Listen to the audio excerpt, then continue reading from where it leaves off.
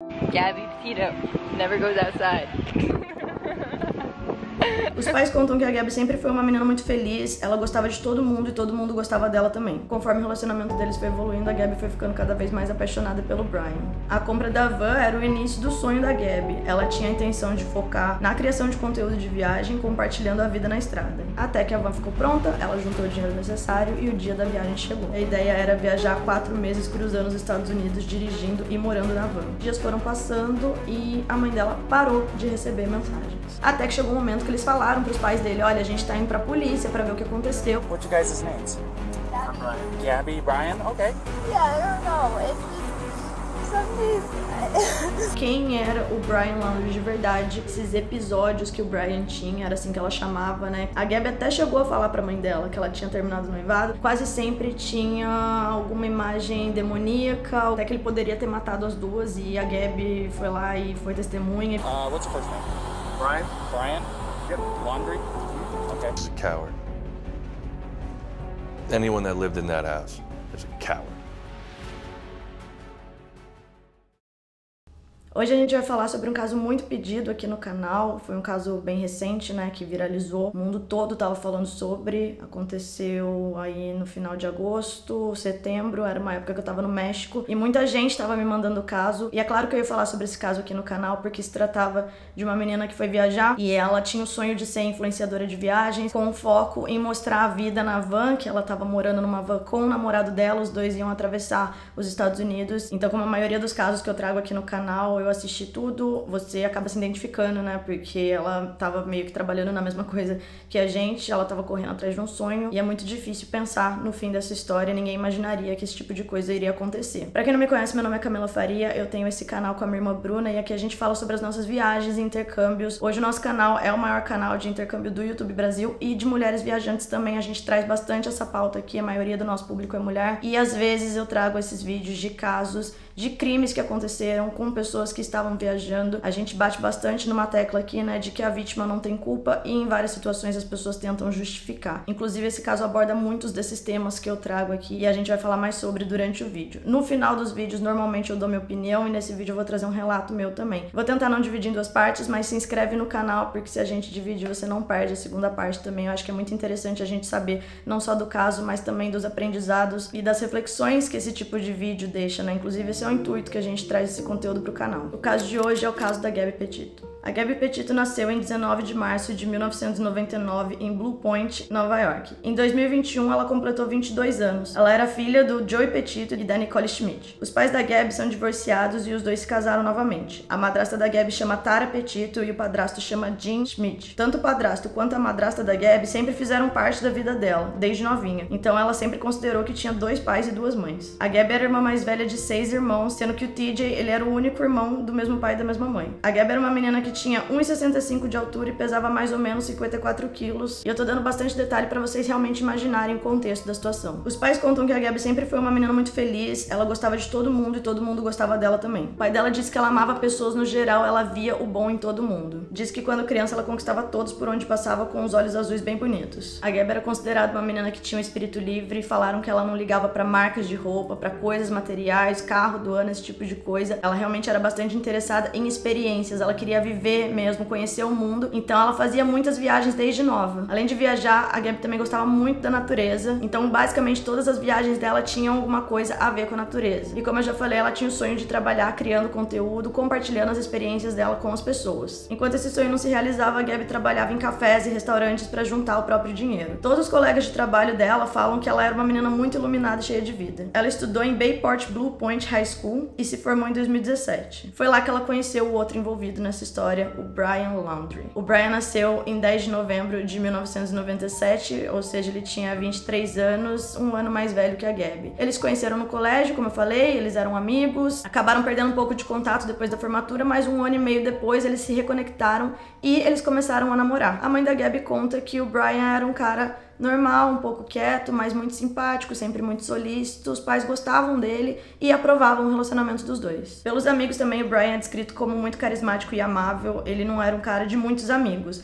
e até por isso ele vivia acampando dentro da casa dele lendo e pintando. Ele era um artista e gostava muito de desenhar. No Instagram ele compartilhava as fotos dos seus desenhos, a maioria em papel, e ele também colocava os pensamentos em legenda, como por exemplo essa: ler é diferente do consumo de outras mídias. Você tem que fazer mais esforço do que só ficar meio vivo olhando para uma tela. Te permite usar o cérebro ao invés de derretê-lo. Em outro post ele escreveu: picadas de inseto eram melhores do que a lavagem cerebral feita pela mídia. Como vocês podem ver, o Brian ele criticava bastante a mídia, o governo também, a sociedade no geral, o consumismo, e ele era um grande amante da natureza, assim como a Gabi. Então o relacionamento deles foi marcado por muitas viagens entre eles, fazendo bastante trilha. Era algo que eles faziam bastante porque eles tinham essa paixão em comum. As trilhas que o Brian e a Gabi faziam não eram das mais fáceis, inclusive os pais falaram que quando a Gabi ia com ele, eles ficavam um pouco apreensivos, porque era difícil mesmo. Mas o Brian era muito bom nas trilhas, ele conhecia bastante, ele mesmo se gabava e falava o quanto ele era bom nisso, sobreviver no meio da natureza, ter esse contato com a natureza. Então a mãe da Gabi conta que às vezes ela ia pra essa viagem e ficava aí 2, 3 dias sem contato, mas ela avisava, né?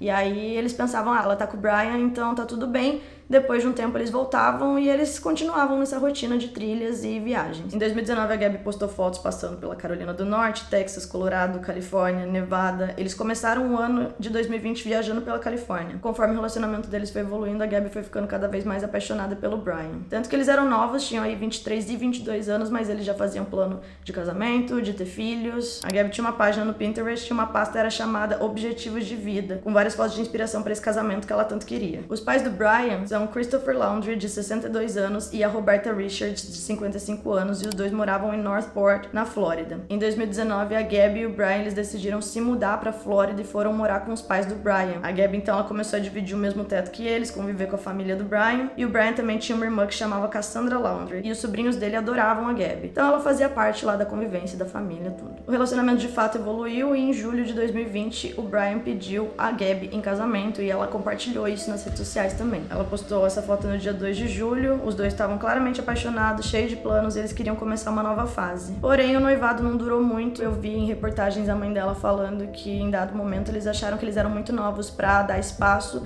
então eles voltaram a ser namorados e falaram que iam esperar um pouco mais até eles amadurecerem. Já em outra fonte eu vi que eles adiaram o casamento por conta do Covid, então eles falaram, vamos esperar um pouco, e começaram a planejar outra viagem. A Gabi ela tava morando na Flórida junto com a família do Brian, mas ela também tava buscando por alguns amigos. Então em 2020 ela conheceu a Rose Davis por um aplicativo de amizade. As duas fizeram uma piada falando que nenhuma delas tinha amigos, então elas estavam buscando companhia e se deram bem logo de cara. E mesmo a Rose morando em Sarasota, que fica mais ou menos 1 hora da onde a Gabi morava, elas se identificaram e se aproximaram muito. A Rose conta que a Gabi era uma amiga incrível e ela chegou a conhecer o Brian também quando ela foi visitar a Gabi em Northport, lá na Flórida. Inclusive ela disse que ela considerava o Brian um amigo porque eles passavam tempo juntos. No dia 11 de dezembro de 2020, a Gabi conta para os seguidores que ela comprou uma van, era um Ford Transit Connect 2012, e isso significava novas aventuras. Vamos lembrar que nesse momento os dois já viajaram bastante, eles gostavam de fazer trilha e a van seria um meio deles terem mais liberdade e mais flexibilidade. A compra da van era o início do sonho da Gabi. Ela tinha a intenção de focar na criação de conteúdo de viagem, compartilhando a vida na estrada. A Gabi acompanhava outros criadores de conteúdo que também postam esse tipo de vida, de estilo de vida na internet. Então as pessoas moram na van e viajam pelo mundo. Ela gostava bastante, se interessava e era isso que ela queria fazer também. Então a compra da van foi justamente por isso. Como não tem muito espaço na van, normalmente as pessoas atrelam esse estilo de vida ao minimalismo também, ou o fato de você não ter muitas coisas materiais, então você tem só o que você realmente precisa dentro da van. E isso era algo que o Brian seguia na vida dele também. Eles resolveram viver essa vida nômade, a compra da van seria a solução para eles, e durante alguns meses eles começaram a trabalhar na van. Tanto a Gabi quanto o Brian, eles queriam transformar a van num lugar que eles pudessem cozinhar, também dormir, eles acamparam bastante, eles ficaram um tempo realmente trabalhando no design da van e planejando o roteiro deles. Como eu falei pra vocês, a Gabi trabalhava bastante, tanto em restaurantes quanto cafés, e ela também era técnica de farmácia, então ela tava economizando pra comprar a van, que foi um sonho que ela realizou, e também pra fazer essa viagem. Até que a van ficou pronta, ela juntou o dinheiro necessário e o dia da viagem chegou. No dia 17 de junho de 2021, os dois viajaram pra Blue Point, em Nova York, que é a cidade onde a Gabi nasceu, pra formatura do irmão dela. Eu vi em reportagens que eles passaram um tempo em família, que os pais dela até chegaram a comprar uma máquina de tatuagem pra ela, porque a Gabi também desenhava. Ela tinha feito desenho das próprias tatuagens que ela tinha e ela queria começar a tatuar também. Então ela tatuou o irmão dela como um presente assim pra ele, e depois desse tempo em família, ela começou a viagem com o Brian. No dia 2 de julho de 2021, eles saíram de Nova York e a ideia era viajar 4 meses cruzando os Estados Unidos, dirigindo e morando na van. O roteiro deles envolvia parada em vários parques nacionais pelos Estados Unidos, então eles saíram de Nova York e eles iam chegar até o outro lado do país. A Califórnia estava nos planos deles também, e enquanto isso eles iriam documentar tudo e postar nas redes sociais para as pessoas acompanharem. De acordo com os posts no Instagram da Gabi, eles seguiram o seguinte roteiro. No dia 4 de julho eles passaram pelo Kansas, 8 de julho pelo Colorado, 10 de julho eles ainda estavam no Colorado, num outro parque, 16 de julho eles chegaram em Utah, continuaram em Utah no dia 21, passaram no dia 26 em outro parque, ficaram em Utah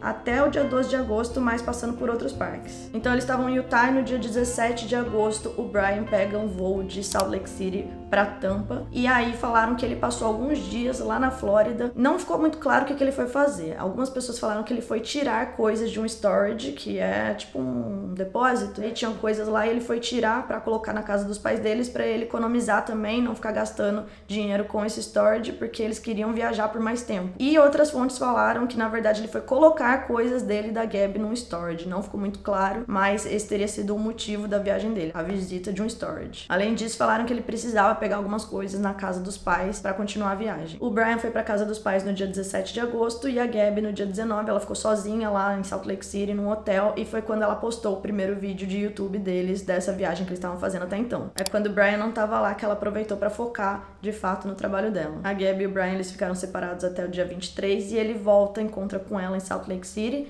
e eles continuam a viagem. Parece que toda essa viagem que o Brian fez, eles dividiram os gastos porque também era de interesse da Gabi, então ela pagou metade, ele pagou metade também. Tanto a Gabi quanto o Brian, eles compartilharam várias fotos incríveis da viagem. Eles estavam passando por lugares maravilhosos e eles pareciam felizes. A Gabi principalmente estava vivendo o sonho dela, né, gente? Então ela estava compartilhando não só com a internet, mas com a família. Ela mantinha contato diariamente com a família, ligava por FaceTime, mandava mensagem, falava onde ela estava, para os pais não ficarem preocupados também, mas também porque ela realmente queria compartilhar esse momento com as pessoas que ela gostava. A mãe dela falou que eles falavam basicamente todo dia, ou dia sim, dia não, mas a Gabi sempre mandava uma mensagem para falar que estava tudo bem. Então vamos lá, o Brian volta dia 23 de agosto e no dia 24 de agosto a Gabi liga para a mãe dela e fala sobre o próximo destino que eles iam, que era um destino que ela estava muito animada, era assim, o destino top do roteiro dela. Ela contou que eles fizeram check-out do hotel saindo de Salt Lake City e que eles seguiriam pro Teton Range, um parque em Wyoming. No dia 25 elas conversaram bastante por mensagem e no dia 27 a mãe da Gabi recebe uma mensagem da filha que ela achou meio estranha, porque a mensagem estava falando alguma coisa sobre o STEM. Alguma coisa no sentido de, você pode ajudar o STEM, tem um monte de mensagem e ligação perdida aqui pra mim. E a mãe achou estranho, porque ela identificou o STEM como sendo o vô da Gabi, ou seja, o pai dela. E aí ela falou que achou estranho porque a Gabi sempre chamava ele de vô e não pelo nome. A viagem continuou, a mãe dela conversou com ela mais ou menos por essa mensagem aí. Chega no dia 30, a mãe dela recebe uma outra mensagem falando que ela tava sem sinal no parque que eles estavam, que seria um parque na Califórnia. Ou seja, a família da Gabi achou que ela tinha chegado na Califórnia, que eles tinham cruzado o país, como era o roteiro deles mesmo. Depois do dia 30, os dias foram passando e a mãe dela parou de receber mensagens. A mãe dela ficou preocupada depois de uns 2 ou 3 dias, mas a família tentou tranquilizar, falando, normalmente eles estão nos parques, então não tem sinal. Ela mesma mandou uma mensagem pra gente falando que tava sem sinal.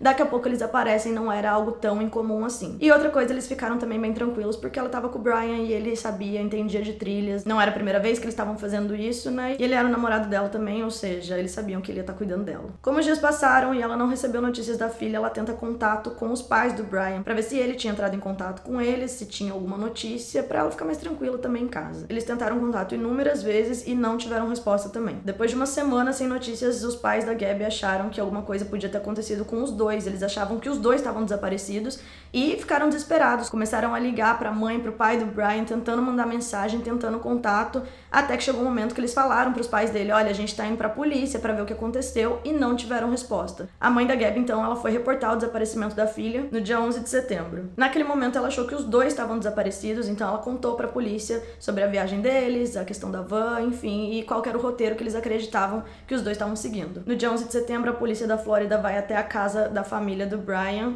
E lá eles descobrem que o Brian tava lá, a van da Gabby tava lá, e aí a polícia de Nova York informa a família da Gabby que ela tá desaparecida, mas que eles sabiam onde o Brian tava e a van também. Quando eles fizeram perguntas pros pais e pro Brian, os pais deles só deram um número, o contato do advogado e falaram que eles não iriam responder nada. Nesse momento, a mãe da Gabby fica sabendo que o Brian voltou com a van da filha, sem a filha, e que ele contratou um advogado. Descobriu também que o Brian ele tinha chegado no dia 1 de setembro na casa, e isso já era dia 11 de setembro. Ou seja, ele ficou 10 dias na casa dos pais e ela não sabia que a Gabby, então, não estava com ele. De acordo com uma declaração anexada a um pedido de mandado de busca, um leitor da placa mostrou a van da Gabby saindo da Interestadual 75 em Northport no dia 1 de setembro, às 10h26 da manhã. Foi aí que a mãe da Gabby entendeu que aquela mensagem que ela tinha recebido no dia 30 de agosto, falando que eles estavam na Califórnia, não fazia sentido nenhum. Isso porque a Califórnia e a Flórida estão de lados totalmente opostos no mapa, e uma viagem de van sem paradas ia demorar pelo menos 42 horas, ou seja, quase 2 dias. Se ele chegou na Flórida no dia 1,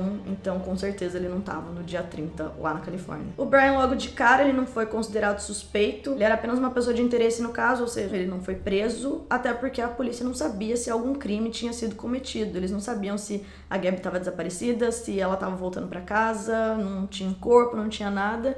Então o Brian tinha o direito de simplesmente não falar nada, e foi isso que ele fez, ele e a família dele. E com o silêncio dele, da família, a família da Gabby Petito, eles começam a tentar fazer de tudo, a apelar pra mídia e pedir ajuda das pessoas para que a família do Brian e ele colaborassem com a polícia. No dia 16 de setembro, o advogado da família da Gabby, ele leu uma carta durante uma coletiva de imprensa realizada pela polícia, e eles imploram que a família dele ajude com a investigação. Por favor, se você ou sua família ainda tem alguma decência, diga onde a Gabby está localizada. Fala pra gente se estamos procurando no lugar certo. Tudo que a gente quer é que a Gabby volte pra casa. Por favor, nos ajude a fazer isso acontecer. Nós não temos conseguido dormir, nem comer, e nossas vidas estão desmoronando. Nesse mesmo dia, 16 de setembro, é quando um canal do YouTube da Fox de Tampa, eles publicam um vídeo que encontraram da Gabby com o Brian. Era um vídeo daquelas câmeras corporais da polícia americana, sabe? E eles estavam parando o veículo no dia 12 de agosto, e nesse vídeo você consegue ver uma situação muito triste entre a Gabby e o Brian. O vídeo tem 1h e 17 minutos e a polícia abordou os dois após uma ligação que testemunhas fizeram denunciando um caso de violência doméstica. Eu acho que depois que esse vídeo foi postado e as pessoas vendo na coletiva de imprensa a família da Gabby implorando pra família do Brian falar alguma coisa e as pessoas saberem que o Brian estava em casa e a Gabby estava desaparecida, o caso apenas viralizou, o mundo todo estava falando sobre isso. As pessoas ficaram totalmente vidradas com o caso, queriam até ajudar a desvendar, tentar achar alguma pista, e o que eu vou contar agora pra vocês é o desenrolar de todo o caso, o que foi descoberto, o que testemunhas falaram, o que a polícia divulgou, pessoas que ajudaram no caso, até os detetives online, as teorias que as pessoas criaram, enfim. Então vamos lá. No dia 12 de agosto, a Gabby e o Brian estavam em Mob City, em Utah. Do lado de fora de uma loja de comida natural chamada Moonflower, algumas pessoas viram uma discussão feia entre os dois, que se tornou física. O que essas testemunhas descreveram é que os dois estavam brigando. A Gabby estava tentando pegar o celular dela, parecia que ela queria entrar na van pela janela e que o Brian tinha deixado ela trancada pra fora. As pessoas falaram claramente que ele bateu nela e depois os dois entraram no carro e saíram. What were they doing? We drove by and the gentleman was slapping the girl. He was slapping her? Yes, and then we stopped. They ran up and down the sidewalk. He proceeded to hit her, hopped in the car, and they drove off. Okay, you said it's a white van? White van. I can give you the license plate if you give me 1 sec. I took a picture of it. Essa testemunha deu a descrição da van e a polícia conseguiu encontrar os dois. A polícia pede para os dois pararem, eles veem que eles até bateram num cone que tinha lá. Quando eles descem do carro, eles vão pela janela do passageiro e a cena que eles encontram é a Gabby chorando, totalmente desestabilizada. O Brian meio assustado, né, até porque a polícia estava envolvida, mas eles não sabem o que está acontecendo, a chamada foi sobre violência doméstica, eles perguntam, tá tudo bem? E a Gabby chorando mesmo, ela estava claramente tendo uma crise lá, um ataque. What's your guys' names? Gabby. I'm Brian. Gabby, Brian? Okay. What's going on? How come you're crying? I'm sorry, we've just been fighting this morning. Some personal issues. It was a long day. We were camping yesterday, and camping got flies and stuff. I'm sorry I hit the bump there. I was distracting him from driving, I'm sorry. Can I get you to step out of the vehicle for me, man? Yeah. Ela fala que eles tiveram uma manhã difícil, que eles estavam brigando, mas que eram coisas pessoais. A polícia pede pra ela sair do carro, e aí o desenrolar desse vídeo tá aí na internet. Eu vou colocar alguns trechos aqui pra vocês. You want to tell me what's going on? Yeah, I don't know. have really bad OCD, and I was just cleaning and straightening up the back of the van before, and I was apologizing to him and saying, I'm sorry that I'm so mean, because sometimes I have OCD and sometimes I just get really frustrated. Not like mean towards him, I just like, I guess my vibe is like, I am like in a bad mood. And I was just saying, I'm sorry if I'm in a bad mood. I've just been really stressed. I had so much work I was doing on my computer this morning. What do you do for a living? I just quit my job to travel across the country, and I'm trying to start a blog. I just have a blog and stuff. So I've been building my website. So I've just been really stressed, and he doesn't really believe that I could do any of it. So that's kind of been like a, I don't know. He's like down there. I don't know. We've just been fighting all morning, and he wouldn't let me in the car before. And then Why wouldn't he let you in the car? Because of your OCD? He told me I needed to calm down. Yeah. But I'm perfectly calm. I'm calm all the time. And he really stresses me out. And this is a rough morning. Enquanto a Gabby fala que eles brigaram e que tá sendo muito difícil tudo, o Brian, ele tá calmo, ele fala que foi um longo dia, mas que eles estavam acampando, ou seja, ele tenta diminuir o fato. What's that? You talked to Gabby already? Yeah, I just spoke to her. So, you want to do me a favor? Let's go ahead and get you to step out of the vehicle, alrighty?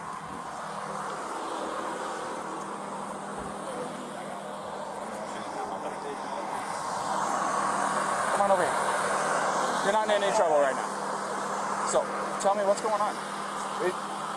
She just gets worked up sometimes, and I try and really distance myself from her. So like I lock the car and I walk away from her. What happened this morning is that she's trying to start up like her own little website blog and everything. So I give her time. And we really had a nice morning, if anything, but she just got worked up because we were trying to get going and get our day going because we want to go like arches before the summer time. Okay. You want to tell me about those scratches on your face? She had a cell phone in her hand. That's why I was pushing her away, because she wanted me. I locked the keys so I could walk away. I said, let's just take a breather and let's not, go anywhere. Let's just calm down for a minute. She was getting a little worked up, and then she had her phone trying to get the keys from me. So I got away. I was just trying to. I know I shouldn't push, but I was just trying to push her away to go. Let's just take a minute, step back, and breathe. And she got me with her phone. You want to tell me about hitting that curb? Hitting the curb was her grabbing the wheel. She grabbed the wheel? Yeah. She said, I can't believe we're getting pulled over, and then she grabbed the wheel. What about the speed? Did she take over the? No, I over the pedal on you? If I was going fast, I'm sorry. No, it's probably just the moment of like, I'm still shaking now. The adrenaline, seeing the lights flashing up, and then her gripping the wheel. So if I sped up, I'm sorry about that. Or if I was speeding beforehand, I'm sorry about that. Yeah, it took quite a bit to catch up to you. So, yeah. I'm sorry about that. We're just going into the park again to get water because we have a 6-gallon water container to fill up. So we're just grabbing water for the hike.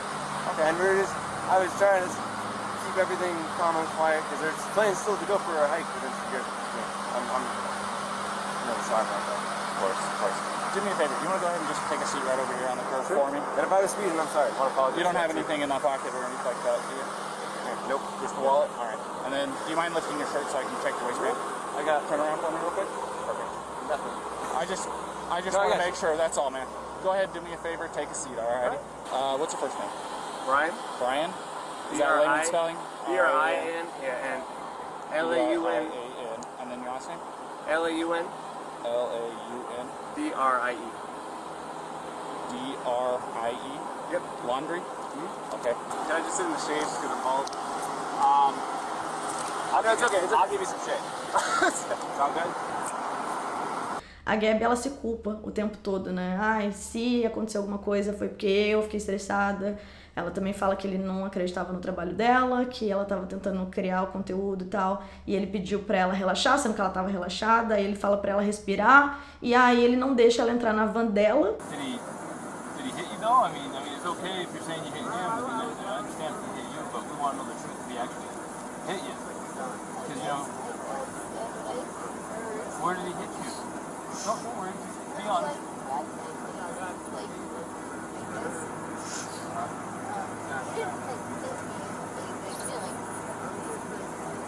He slapped your face or what?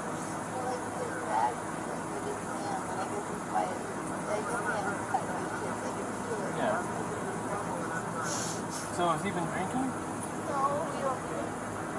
What was up with his driving? This officer said he hit a curb. While you're driving? While he was driving, you were hitting him?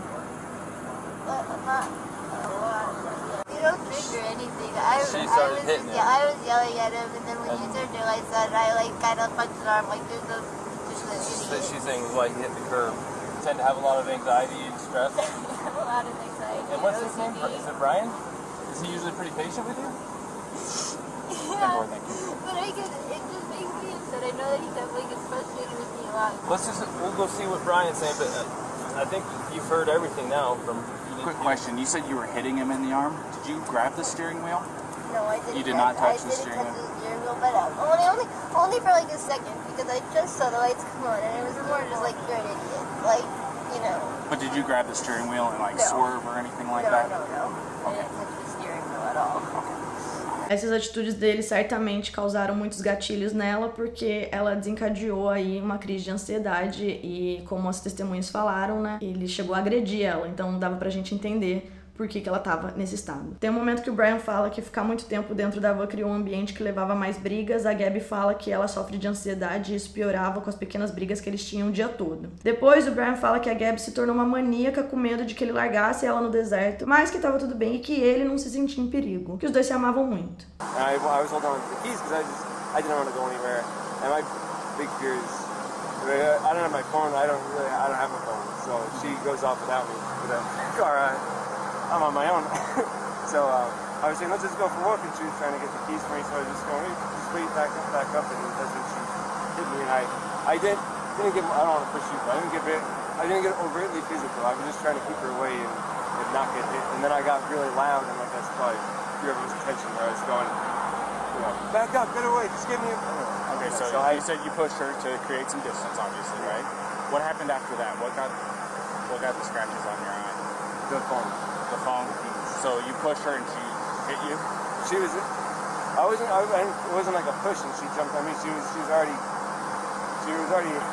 I don't want to, she was already swinging and I was pushing. A lot of angles, a lot of nails, a lot of rings. It's a little bit of nails. I suppose fingernails, but I'm not complaining. I'm not complaining about fingernails. Is it bruised or tender or anything like that? No. Okay. I'm fine, and I love Gabby. I hope she doesn't have too many complaints about me. I'm just, I feel bad I had to get so public. I was just trying to be loud. So listen, try to make her calm down and be like, look, everyone's watching. And like, stop this. Naquele momento em si, a polícia achou que era uma briga de um casal que estava apaixonado, mas que por conta da convivência ali, eles acabaram brigando e se tornou físico. Como a Gabby coloca muito a culpa nela, eles colocam ela num outro veículo e perguntam se o Brian encostou nela, alguma coisa assim. Ela não fala no primeiro momento, né? Ela fala, se ele encostou em mim, fui eu que encostei primeiro. Enquanto isso, o Brian tá lá fazendo até piadas com a polícia, falou que ela era doida, que ela tinha ansiedade, que sim, ela bateu nele com o celular, ele mostra, né, os arranhões, tudo. Yeah, do you know if she takes any? She's crazy. No, I don't think so. No, none that I know of. E o que a polícia entendeu daquela situação naquele momento é que a Gabby era agressora e o Brian, ele foi a vítima da situação, ele seria a vítima de violência doméstica. Mas que não tinha acontecido um crime e que os dois não ofereciam risco um pro outro. Mas alguns sinais ignorados e que deixou a situação talvez mais complicada para quem não tá preparado para ler esses sinais de relacionamento abusivo é que o Brian, ele tava calmo toda hora e ela tava simplesmente desolada, ela tava tendo uma crise. Ela toma culpa o tempo todo e ela tenta limpar dele enquanto ele tá mais preocupado com o que ela vai falar dele e tenta logo de cara pintar a namorada como louca e desequilibrada. A Gabby também menciona que ele não acredita nela, que ele não suporta os sonhos dela com o blog e tal, e por isso eles estavam brigando o dia todo. Ele fala que as brigas eram besteira e que tava tudo bem. Durante a conversa com a polícia você vê vários traços, né, que ele tá bem tranquilo, ele tá bem relaxado, ele viu que não ia dar nada pra ele, e quando a polícia fala que ele era a vítima de violência doméstica, ele chega a rir e fala, tá.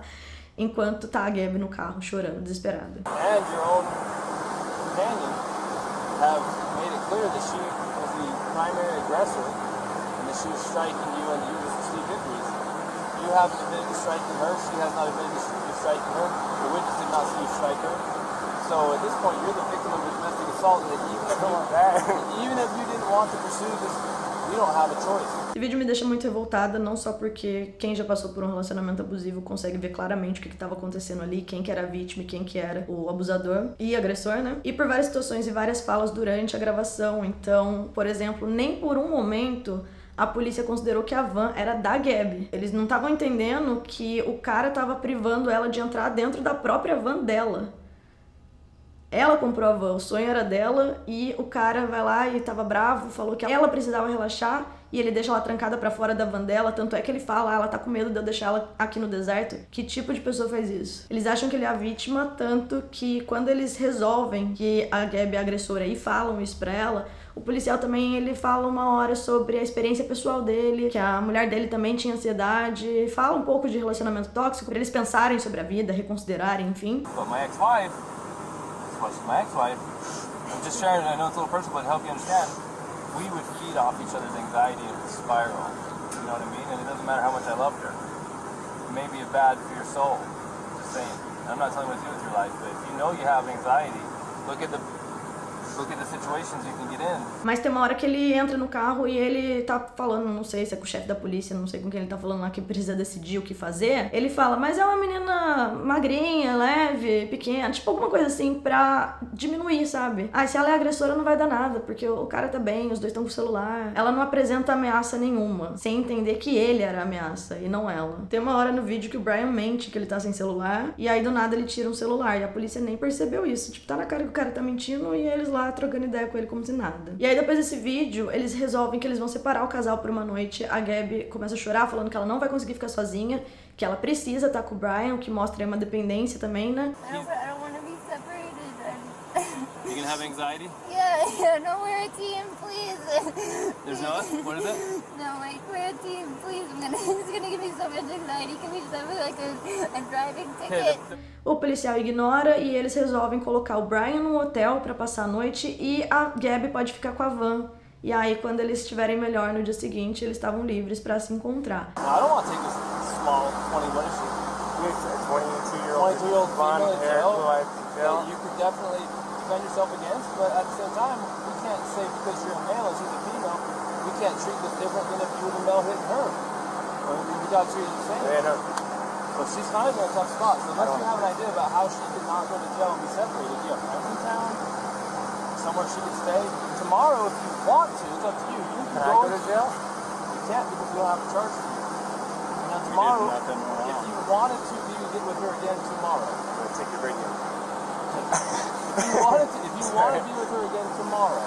The stuff you did today that contributed to this, because you both contributed to this, is as a result of your inability to cope with the anxiety and the stress that you're having. So in a way, you're kind of a victim of this. I think you would have done better if you had the skills to do better. So in a way, I'm just letting you know that we sympathize with you. But based on what you've said and based on what our witness has said, and even based on what your fiance has mentioned, trying his very hardest not to have you in any trouble, he does have marks on him that witnesses say were caused by you slapping him. And that even you say you slapped him and were aggressing him first. And I don't have anyone saying that he actually punched you aggressively. It sounds like it was shoving in a manner that was probably more consistent with trying to prevent you from entering the van or to get space from you, not to assail you. If the tables were turned and he was beating on you and you were shoving him, of course we're going to look at it like, oh, of course she's defending herself to get away from this guy. Well, we're kind of looking at it the same way with him, and we have to treat both fair, even if he's a bigger male and you're a smaller female. The law doesn't say, hey, Officer Pratt and Officer Robbins, you can treat people different based on gender under the same, so we can't. Even if it makes no sense that because you probably could not physically destroy this man the way that he could if he attacked you, we can't treat you different, okay? In the legislature in Utah, they have made a law that if we have a domestic assault, they don't trust the police to make good decisions because too many cops have made bad decisions. If you have a domestic assault, whether it's male on female or female on male, whoever the primary aggressor is has to be charged. We don't have a choice. We literally have no choice. He does not want to press charges. We're trying to get a local victims advocacy group called Seek Haven to get him a hotel for the night so that you can have the van because they won't give you the hotel because you're the one who is the primary aggressor. Então, pra mim, esse vídeo mostra um completo despreparo do policial. Tinha uma policial mulher lá que tentou conversar com a Gabby também, mas assim, eles não fizeram muito. Eles não perceberam que quem era a vítima era ela. Here's that. I'm giving him a ride over to the hotel. Okay? So, everything's gonna be okay. Will it be a far drive for me to get him in the morning? I'm just curious. I'm not gonna tell you where he's gonna be at tonight. I know. Like I said, I want you guys to be separated. But I can tell you this. I just don't usually drive the van, so I just want to make sure it's not like far away. No. It's Okay. it's basically from here to Moonflower. Okay. Okay? It's not far at all. So, let's get you in the van, let's get you on your way, alrighty? Also, something I want you to know. Here, stand over here real fast for me. If you go over to City Market, they have a list of places where you can get yourself a shower for like $4 or $5, something like that. They're pretty cheap. A place where you can shower, decompress, de-stress a little bit, alrighty? Yeah, I just showered yesterday at one of those. Well, you didn't have today happen yesterday, so it does my wife wonders. When she gets stressed out, it's like, get in the shower. Come on, just get in the shower. Really relaxing. Go take a shower, relax, take some time for yourself. And like I said, don't text each other tonight. Text each other tomorrow morning after your eyes open up and you're fully awake, had your coffee or your morning routine, okay? All right, you have a good night, okay? Thank you. You ready for a ride?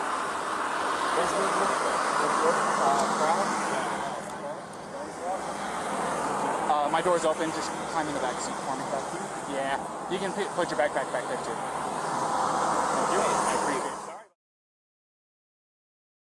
Quando alguém liga pro 911, você vai falar com um atendente e esse atendente é quem reporta pra polícia. Então a gente não sabe exatamente que mensagem eles falaram pra polícia, porque tá claro aí que a testemunha fala que viu o homem batendo na mulher. O policial chega a falar que conversou com as duas testemunhas, lá na hora ele conversou com uma, com a outra ele não conseguiu contato, e que as pessoas ou não viram o Brian batendo nela, ou que viram ela batendo no Brian, mas ele falou que foi o que a testemunha disse, e na verdade não foi, né? Então as pessoas ficaram bem revoltadas com esse vídeo, criou uma grande discussão mesmo se a polícia poderia ter feito mais, se eles tiveram a atitude certa, e também se o desaparecimento da Gabby tinha relação com esse fato, porque até então as pessoas só não sabiam onde ela estava, né? Isso tinha acontecido dia 12 de agosto, depois ele foi pra Flórida, voltou, eles continuaram viagem, então poderia ter sido um fato isolado. Depois de um dia separados, eles se reencontram e seguem viagem. Agora eu vou voltar pra timeline do caso. Então, esse fato com a polícia aconteceu dia 12. No dia 17 de agosto, o Brian vai pra Tampa. Dia 19 de agosto, a Gabby posta o primeiro vídeo do YouTube. No dia 23, ele volta. No dia 24 de agosto, é a chamada de vídeo que a Gabby faz com a família pra contar que ela tá indo pro Grand Teton. No dia 25, ela liga pra família e posta a última foto no Instagram dela, que não parece ser uma foto atual da viagem, já que ela tava toda arrumada, diferente dos outros posts, que ela tava mais simples, mais natureza. No dia 27 de agosto é quando a mãe da Gabby recebe aquela mensagem que ela achou estranha sobre o avô dela. E nesse mesmo dia a gente tem testemunhas que viram um casal num restaurante mexicano naquela tarde. Um casal que tava de férias em Jackson, no Wyoming, diz que viu a Gabby Petito e o Brian Laundrie em uma confusão no restaurante Mary Piglet's Tex-Mex. A Nina Angelo, que tava no restaurante com o namorado, diz que viu o Brian ficando irritado com os funcionários do restaurante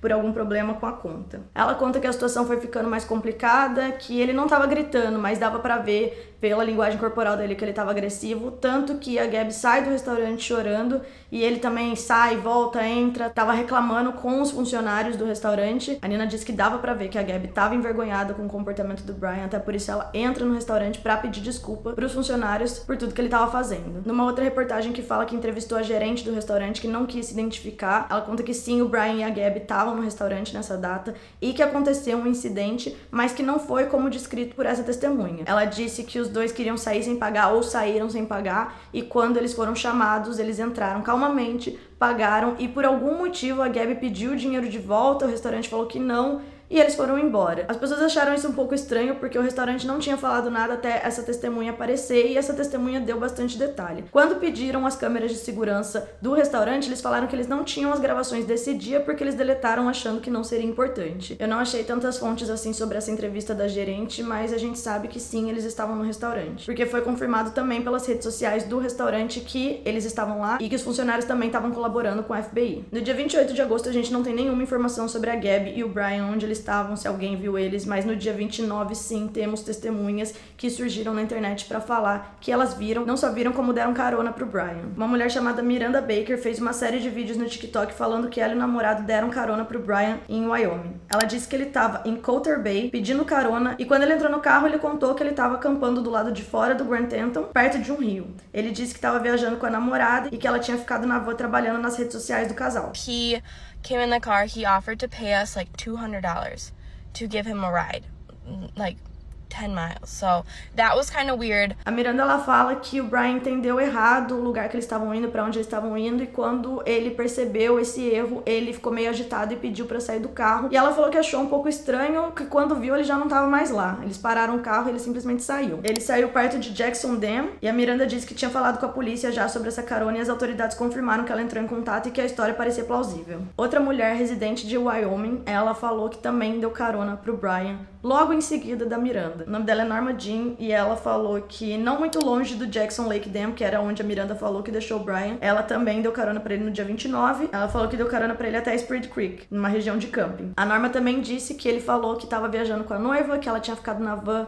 cuidando das redes sociais do casal e que deixou ele na portaria ali do camping. Ela falou que poderia ter levado ele mais pra frente e ele falou que não, que ali tava bom, simplesmente saiu do carro, perguntou se ela queria dinheiro pra gasolina, ela falou que não e essa foi a interação dos dois. A Norma disse que isso tudo aconteceu lá pelas 6h15, que bate com o horário que a Miranda falou que tinha deixado ele perto do lago. As duas testemunhas falaram que ele tava sem equipamento de acampamento, que não tava fazendo muito sentido essa história de que ele tava lá perto do rio, acampando, enfim, porque ele também tava muito limpo. Então elas acharam assim, um detalhe estranho, mas também tudo bem, deram carona pra ele e passou. Resumo, gente, no dia 29 de agosto foi quando essas testemunhas viram o Brian. No dia 1 de setembro a gente sabe que ele chegou na Flórida com a van da Gabi, sem a Gabi. O que mostra que ele passou o dia 30 e o dia 31 inteiro de agosto viajando, e faz sentido, né, porque seria mais ou menos a rota aí de quem dirige da região que ele tava até a Flórida, e confirma que eles de fato nunca foram pra Califórnia. É muito provável, acho que quase certeza, que aquela mensagem que a mãe dela recebeu no dia 30 já não era a Gabi mandando pra ela. Acontece que o Brian chega em casa dia 1º de setembro, antes do tempo de viagem, porque eles iam ficar 4 meses viajando, sem a Gabi, com a van da Gabi, e ele disse alguma coisa pra família que simplesmente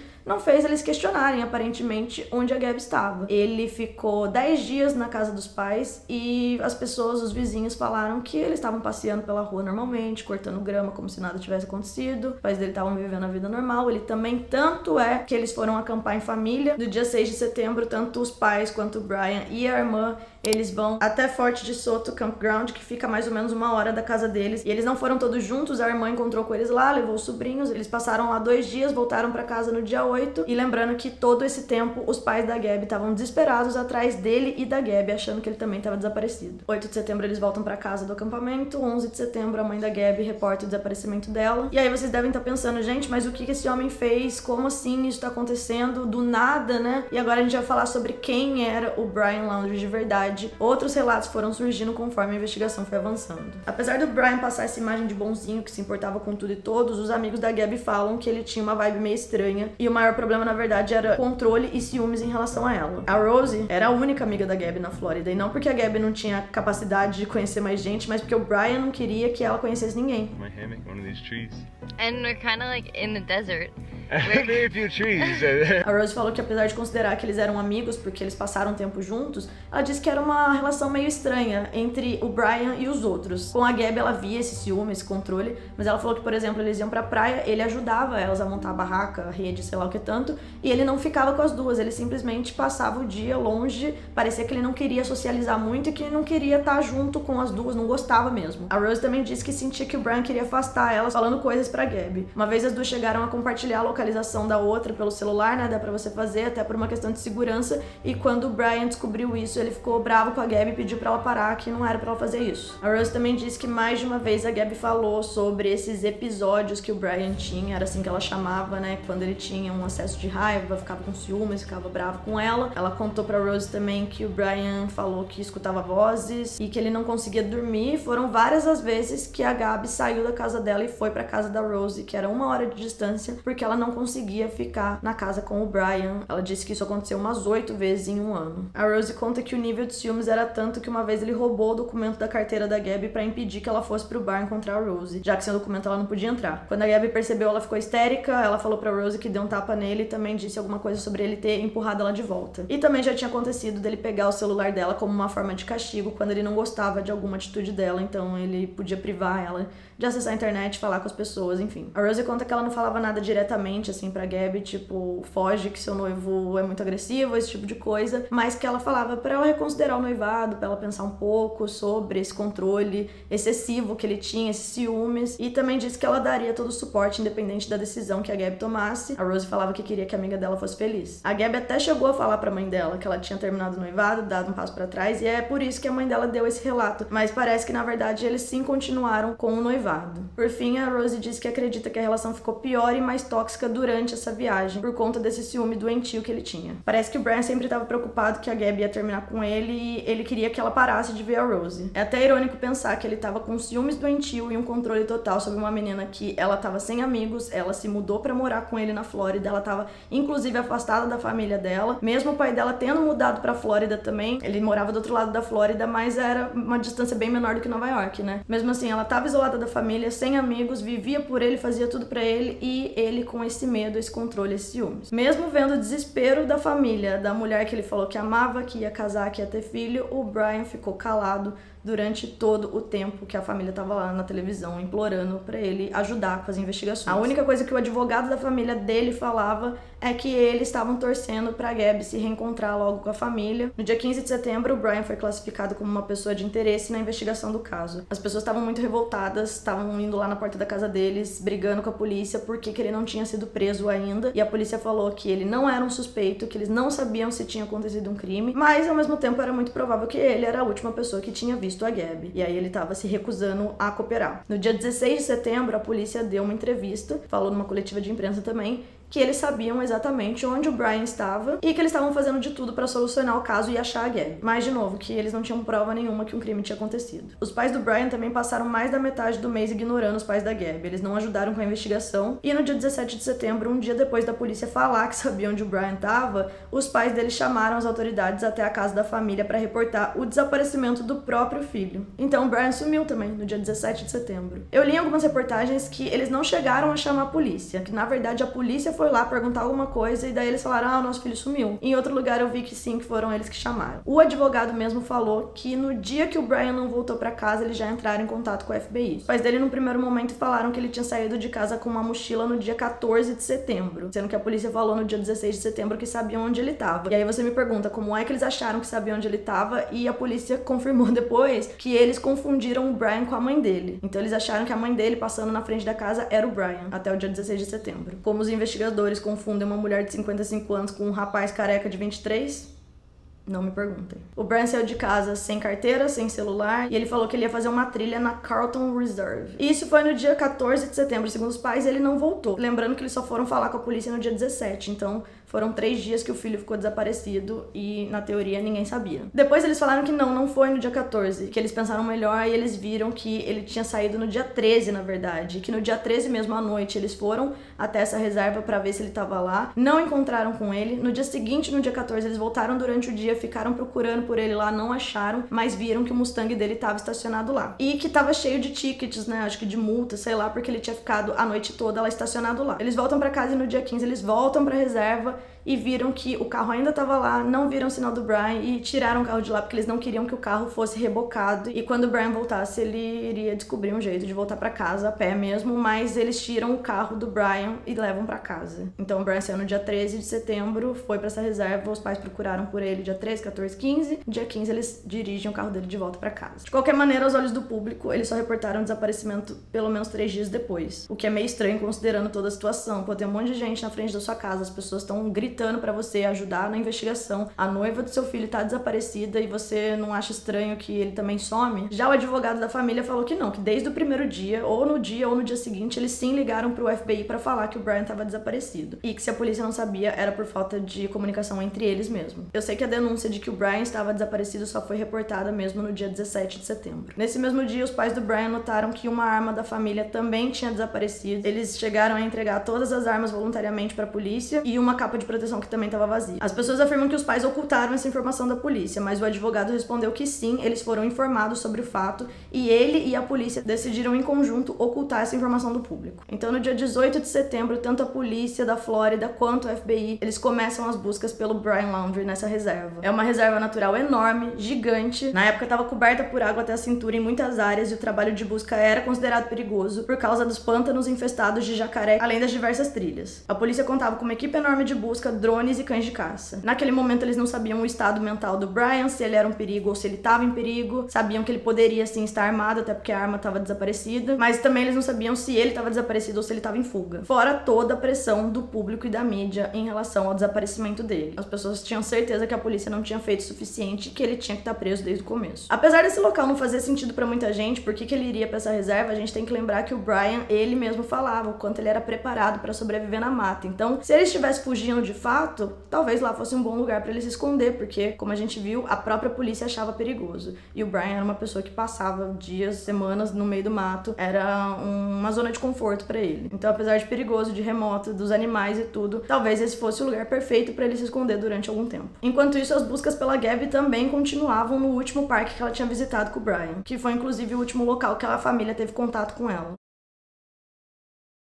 Agora a gente vai ver uma reviravolta no caso, porque, como eu falei pra vocês, tinham muitos detetives online, pessoas que estavam procurando pistas, fuçando todas as redes sociais deles. O vídeo da Gabby no YouTube bombou na época do desaparecimento dela. E no dia 19 de setembro, um casal de youtubers que também vive essa vida nômade, morando em van, no caso deles é um ônibus, eles postam um vídeo no canal deles, sugerindo que eles conseguiram gravar a van da Gabby, porque eles estavam no mesmo parque que ela, nos mesmos dias. A filmagem foi feita no dia 27 de agosto, por volta das 6 da tarde, em Spirit Creek, que era um camping. A Jem e o Kylie, eles viajam pelos Estados Unidos morando num ônibus com 3 filhos e 4 cachorros, e eles estavam na região nos mesmos dias que a Gabby e o Brian. Eles se lembravam de ter visto uma van parada com a placa da Flórida, e como eles também são da Flórida, isso chamou atenção. Eles queriam parar pra conversar, mas viram que tudo estava escuro e parecia que não tinha ninguém no veículo. Mesmo com a repercussão do caso, eles não conectaram esse fato com o caso da mulher desaparecida. Alguns dias depois, o caso foi ficando famoso e mais famoso, tava todo mundo falando sobre isso, e a Jem, ela tava editando os vídeos dessa viagem. Ela falou que viu uma mensagem no Facebook de alguém falando que pessoas que passaram por esse parque entre 25 e 27 de agosto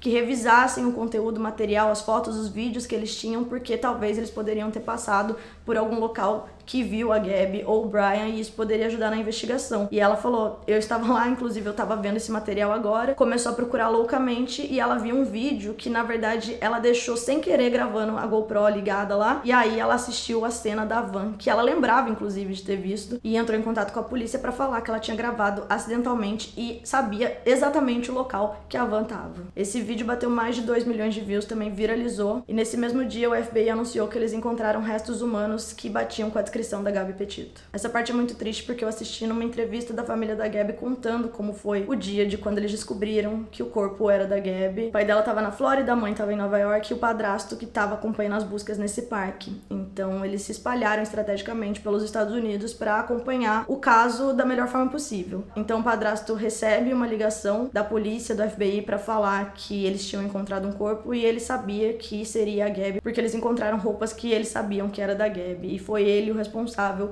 por contar pra mãe e pro pai. Ele falou que eles fizeram uma ligação, acho que uma videoconferência, pra contar, e foi muito triste porque eles tinham esperança até então, eles não sabiam o que tinha acontecido. A mãe disse que já tava esperando pelo pior desde o dia que ela descobriu que o Brian tava na Flórida com a van sem ela, mas eles ainda acreditavam, né? Eles tinham fé de que ela ia ser encontrada e que ela tava bem. Infelizmente não foi isso que aconteceu. Depois disso, os exames de DNA confirmaram com 100% de certeza que era realmente o corpo da Gabby Petito. Pela autópsia, eles descobriram que se tratava sim de um homicídio e que a causa da morte foi estrangulamento. Eles falaram também que o corpo ficou na mata pelo menos aí umas 3, 4 semanas antes de ser encontrado. No dia 20 de setembro, um dia depois que eles encontraram o corpo, o os pais do Brian recebem a visita do FBI e eles foram levados da casa deles para que a polícia pudesse cumprir o mandado de busca. A casa foi revistada por horas enquanto as buscas pelo Brian continuavam na reserva e outras áreas da região. Foi só no dia 23 de setembro que a polícia anuncia um mandado de prisão pelo Brian Laundrie e não foi pela morte da Gabby, ainda ele não era considerado suspeito desse crime, foi porque eles descobriram que ele tinha roubado um cartão de débito dela e usado mais de $1.000 entre os dias 30 de agosto e 1 de setembro, que é quando ele chega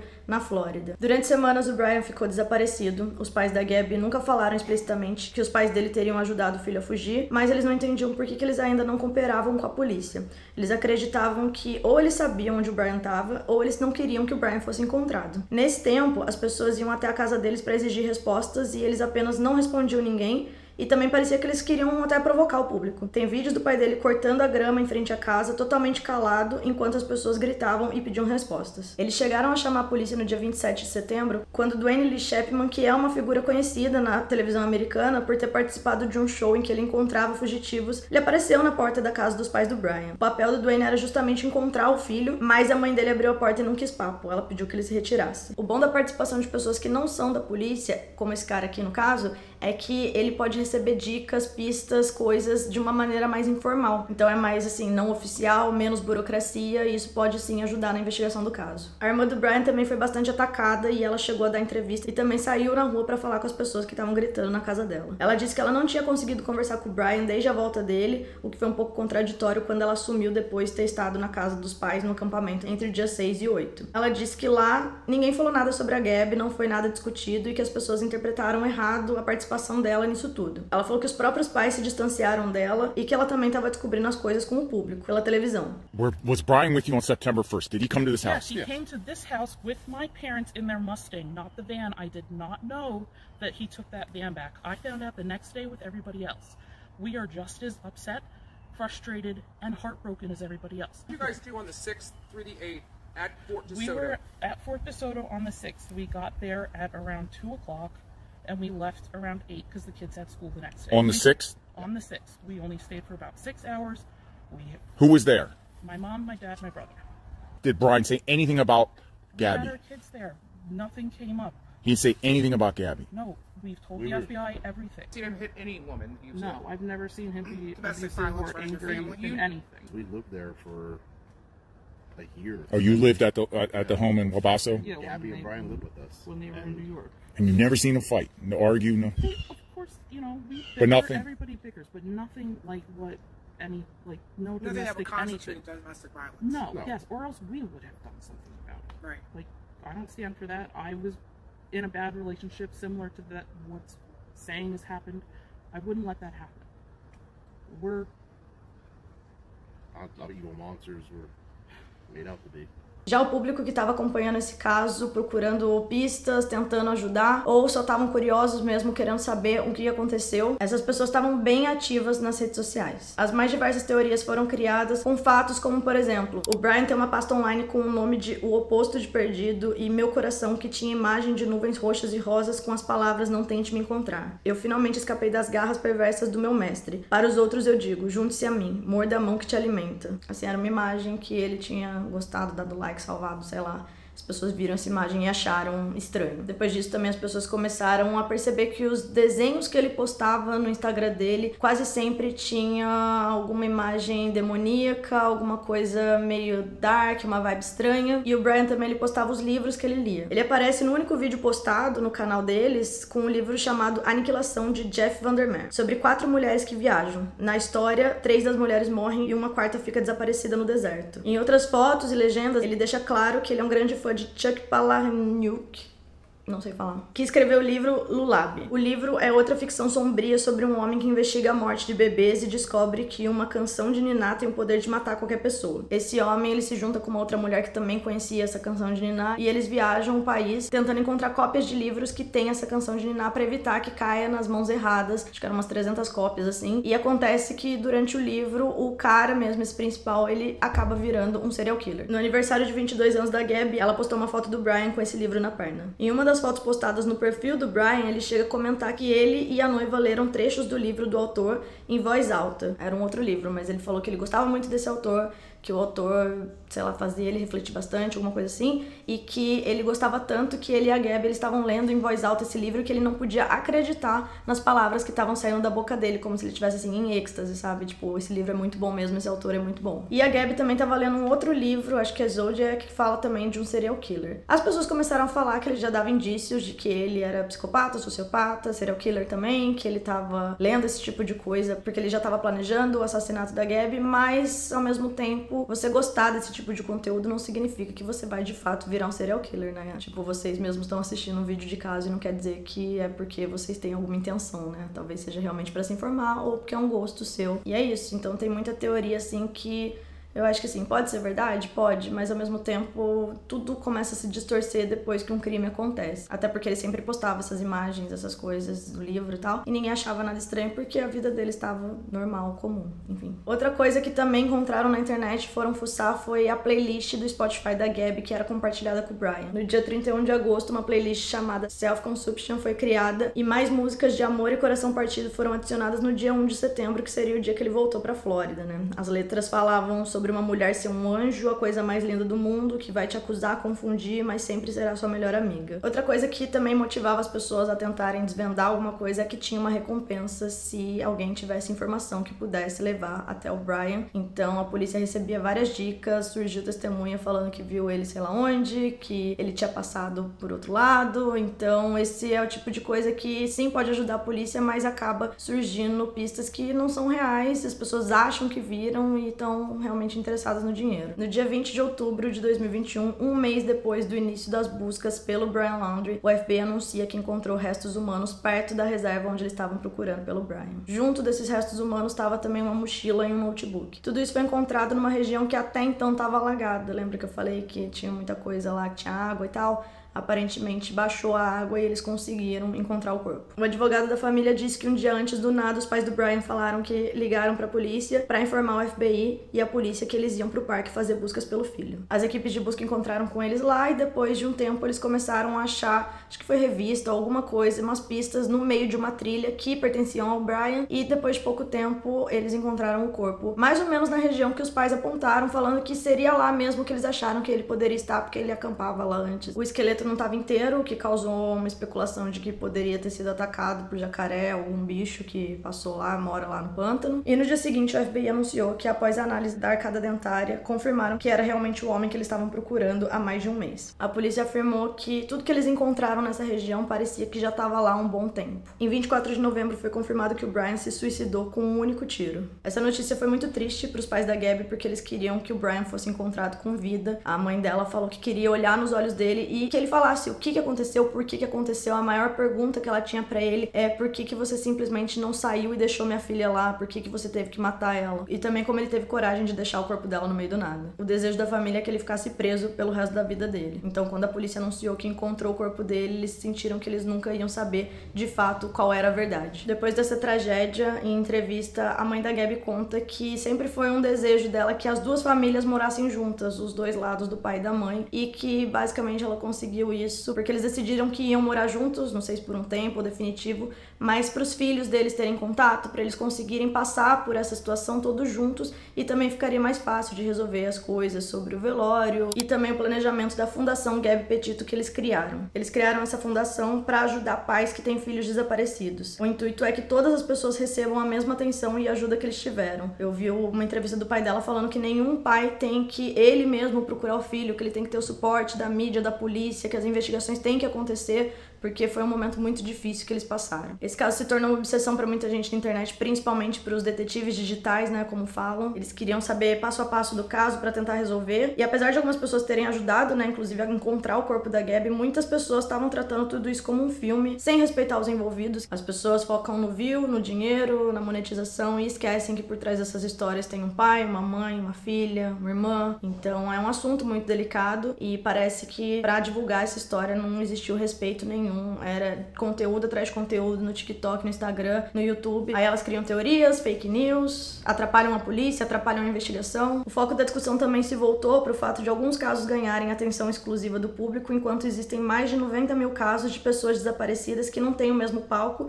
e esforço para ser resolvido. Isso por conta da raça e do gênero da vítima. A síndrome da mulher branca desaparecida é uma frase usada por cientistas sociais para descrever a extensa cobertura da mídia, especialmente na televisão, sobre casos de desaparecimento de mulheres e jovens brancas de classe média alta, normalmente atraentes. Uma coisa assustadora, curiosa, é que durante a busca, pela Gabby e pelo Brian, a polícia encontrou pelo menos 10 corpos de pessoas que estavam desaparecidas também, e que o caso não tinha sido concluído. Todas essas pessoas estavam em regiões que eles acreditavam que eles poderiam ter passado. A maioria dos casos tinha sido reportado, mas não teve solução, e o FBI disse que algumas dessas descobertas não tinham nada a ver com o caso Gabby Petito, mas era uma investigação em andamento e acabaram descobrindo o corpo e as pessoas foram lá e linkaram, mas que não tinha nada a ver. Porém, o público achou muita coincidência de qualquer forma. O caso mais polêmico foi a descoberta de 2 corpos, o casal Killen, de 24 anos, e a Crystal, de 38 anos. Elas tinham se casado em abril de 2021 e moravam numa van também. Elas foram reportadas desaparecidas no dia 14 de agosto e as duas foram encontradas mortas com tiros no dia 18 de agosto em Utah. O casal tinha sido visto 5 dias antes pela última vez em um bar em Mob City, no dia 13 de agosto. Elas tinham reclamado pros amigos que tinha um cara meio estranho olhando pra elas e se algo acontecesse seria homicídio. As pessoas acreditaram que poderia ter alguma coisa a ver com o Brian Laundrie, até que ele poderia ter matado as duas e a Gabby foi lá e foi testemunha e por isso que ele matou ela também. Começaram a criar essas teorias